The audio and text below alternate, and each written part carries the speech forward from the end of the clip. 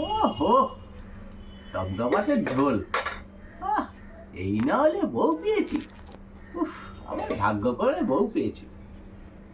বললুম একটু পেটটা খারাপ, একটু ভালো করে টকবাগের জলে একটু ভালো করে কলা পেঁপে দিয়ে ঝোল কর, আর সুন্দর করে করেছে।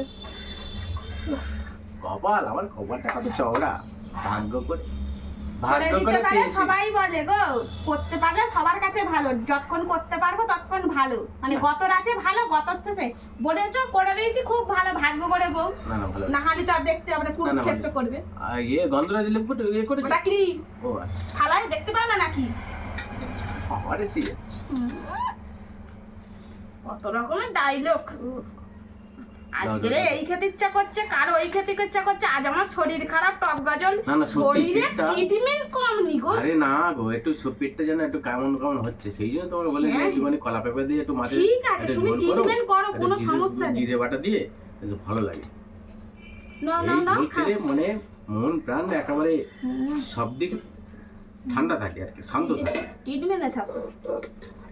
আর কি বলবো বলো, খুব সুন্দর হয়েছে। একটু ঝোল খাই।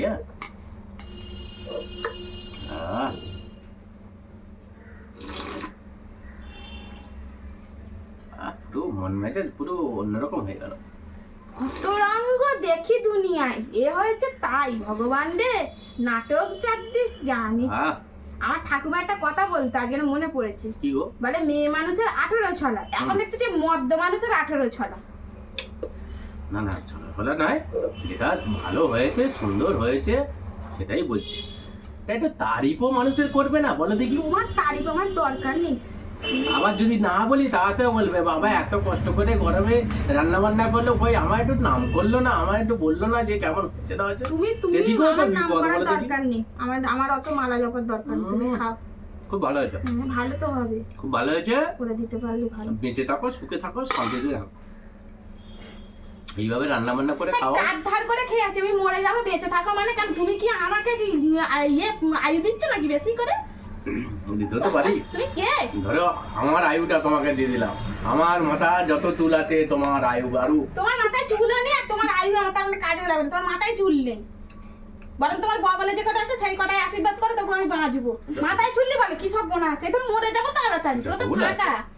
আরে কি করবো বলো, তাহলে কথাবার্তাটা ঠিক করে বলো। মাথায় চুললি বলে মাথায় আমি চুলের আশীর্বাদ করি। চিন্তা ভাবনা বারো এতে সব মাথা ফাঁকা হয়ে যাচ্ছে। তার মানে তুমি দেখো, তোমার চুললে আশীর্বাদ করতেছে, এখনই আমি বুঝলাম। তার মানে তুমি কিন্তু মন থেকে আমাকে বাঁচাতে চাচ্ছ না। নাহলে তুমি ঠিকই জানো যে আমার মাথায় চুললি, চুল যত তোমার আইতো, তো তার মানে আমি কি করে বাঁচলাম? মরেই তো গেলাম। তোমার তো পুরো, তুমি যদি মরে যাও তাহলে আমি একটু সুন্দর করে রান্না বান্না করে কে খাওয়াবে শুনি? ফের একটা বিয়ে করবে, ফের একটা বিয়ে করবে। মন প্রাণ থেকেই তো বলছি যে তুমি দীর্ঘজীবী হও, দীর্ঘজীবী হও, আমায় সুন্দর সুন্দর করে রান্না বান্না করে খাও। এই কথা বললেও আবার পেঁয়াজ ধরো, তোমরা সব পেঁয়াজ ধরতে শিখে গেছো সব। তা বিয়ে করো, কে বারণ করেছে? কে আমাকে আর কে মেয়েটা দেবে শুনি? ঠিক আছে, খেয়ে নাও, খেয়ে নাও। আমার কপালটা পোড়াবার ধান্দা এতে আছে, চিন্তা ভাবনা এতে আছে। আমি না অনেক বাড়ি দেখেছি মাতালদের এরকম বকর বকর বকর বকর করে খায়, এই করে। একটা সুন্দর কথা বলছিস তাতেও মানে অশান্তি, সেই কথাটা বলাও যাবে না যে বাবা একটু কথা বলছে, সুন্দর কথা বলছে না শুনি না। সে গোড় প্যাঁচ দিয়ে ভাত খেয়ে এখান থেকে উঠে কেটে শান্তি করে খেতেও দেবে না, দুটো কথা বলে বলে যে খাবো। আর কথা বলতে মানে খেয়ে নাও।